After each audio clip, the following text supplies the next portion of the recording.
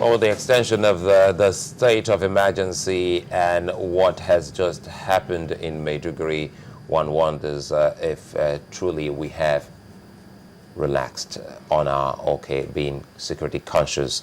Nigerians to look at security situation in that part of the country and other parts is Olatubosun Abolarinwa. I always have issues with that. Okay, good morning and thanks for joining us. Good morning. Well, anyway, I'll go with Olatubosun. That's okay fine. for me. It's Yep. cool. So, did that come to you as a surprise? It did not come as a surprise, in the sense that don't forget that we're dealing with holistic issues with security of lives and property in Nigeria.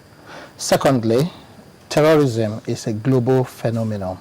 And I don't see any country in the world today that will be able to come out and say point blank that, look, guys, the issue of security, a threat to the security of lives and property in my country is sorted.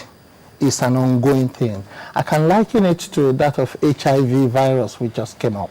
Many countries in the world today are still fighting HIV virus. There are new patients coming up. There are programs by the health ministry of various countries to try and stem it, and other diseases too. Same goes for terrorism. Terrorism is not an agreement, a disagreement between two people. Terrorism is a phenomenon. It's a mindset of certain people who are still on the increase. If you look at what's happening in Pakistan, you will realize that we still have mothers saying that they are actually giving back to children so that they can become a suicide bomber in the nearest future. So coming back to your question, I will not, I wouldn't want to say that it is something that comes as a surprise. Until the day we are able to get this sorted, I think there's going to be more and more of that. You know, it would seem they were taken unawares, knowing full well that, look, this is the region and this is what you're about, and that is why you are even there. We thought, well, they should be more alert than even the ordinary Nigerian. And they took the battle right to them. Good. You know, this is not the first time this happened. It happened at the first headquarters. And if you look at the sequence at which it happened, it always happened within days after the head of that unit made a comment to say the days of these people are numbered.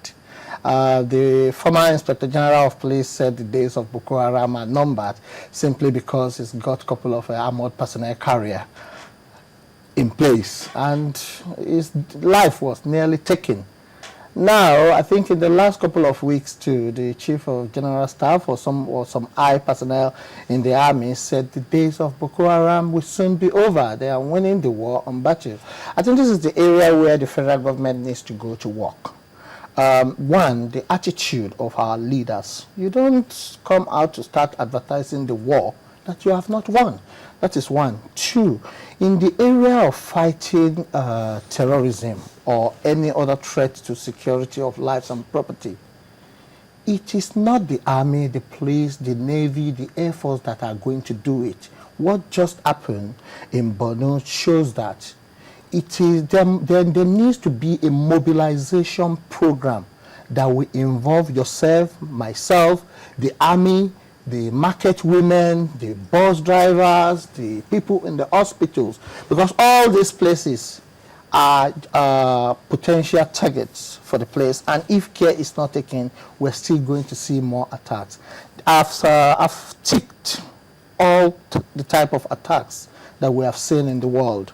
There has been an attack on hospitals, there has been an attack on a primary school, there has been an attack on government building, there has been an attack on military base all over the world. Religious places as well. Sorry? Religious places. Religious places, churches, mosques, everywhere. Everybody is a potential target, as well as being a potential stakeholders. Now, the only thing that is taking place now is that we're seeing a lot of people becoming a victim.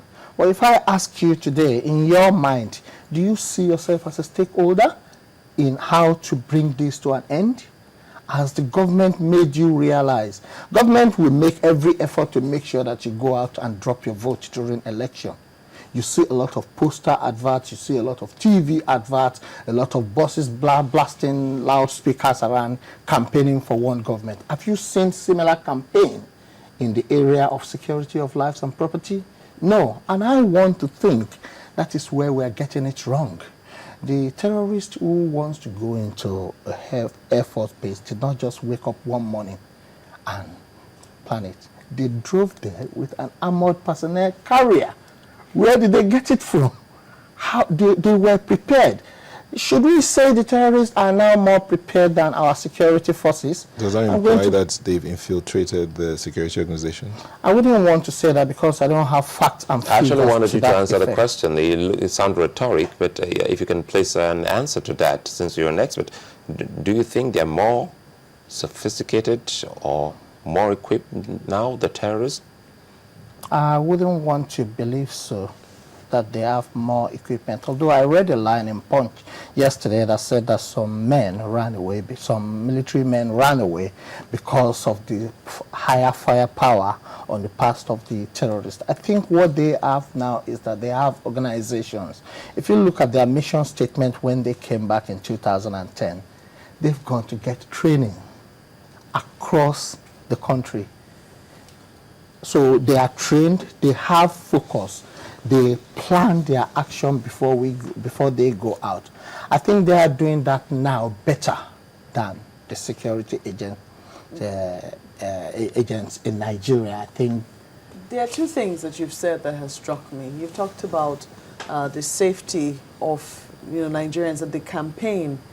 Do we see ourselves as stakeholders? Has the government helped us realize that we are stakeholders in this long battle?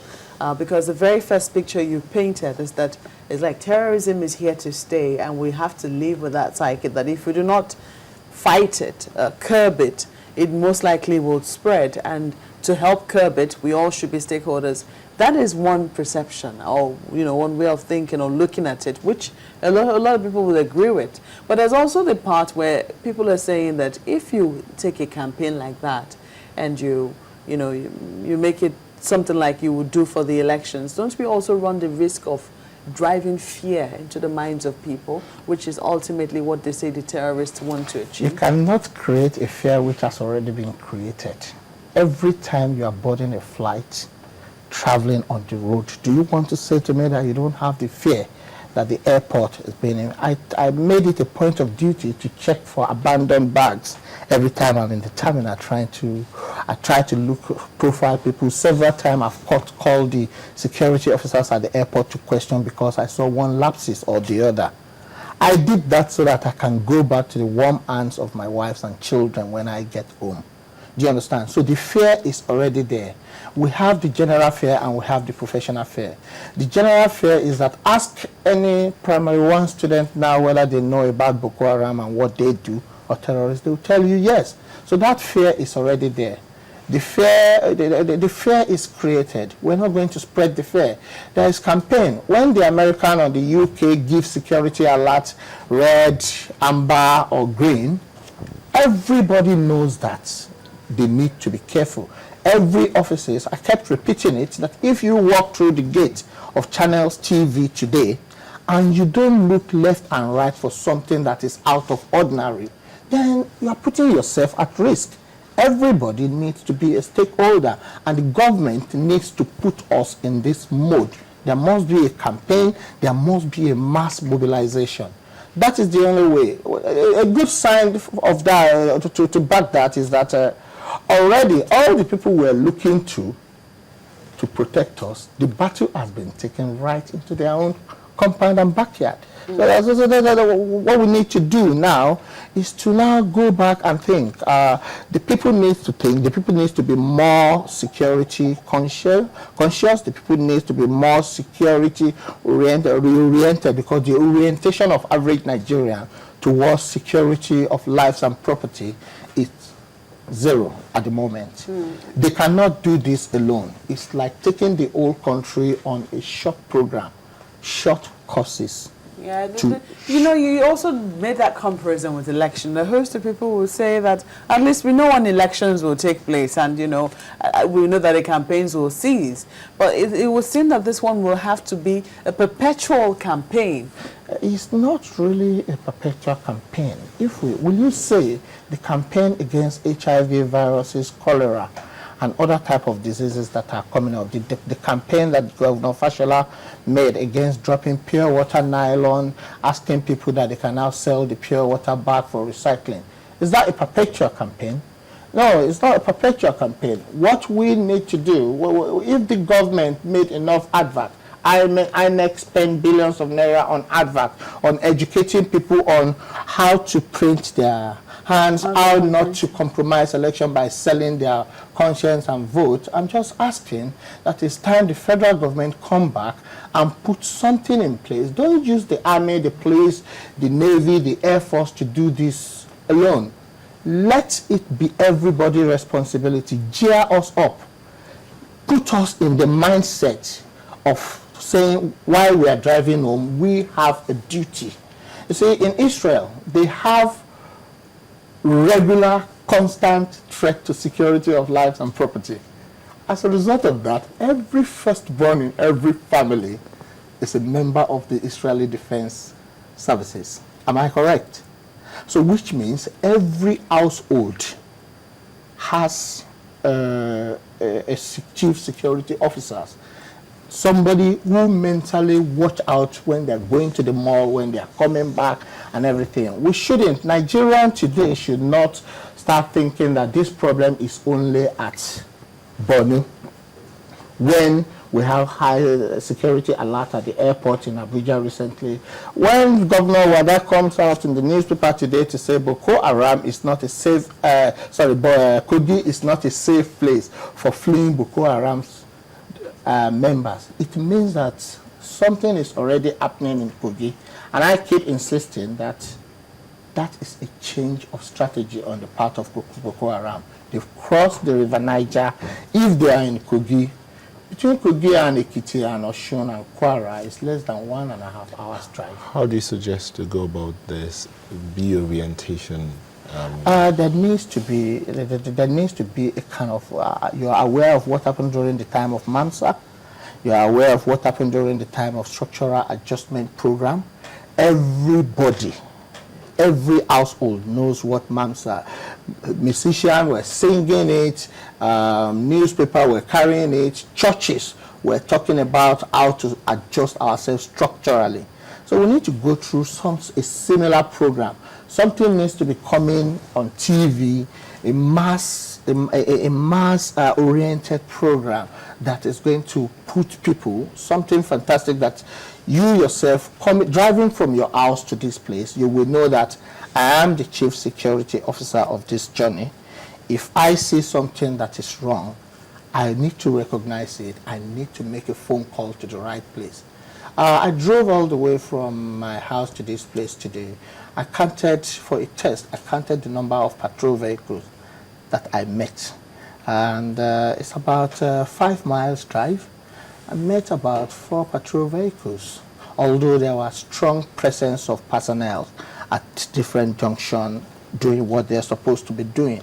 So I cannot, 160 million Nigeria should not trust their life, the protection of their life and property, into the hand of 381,000 police officers.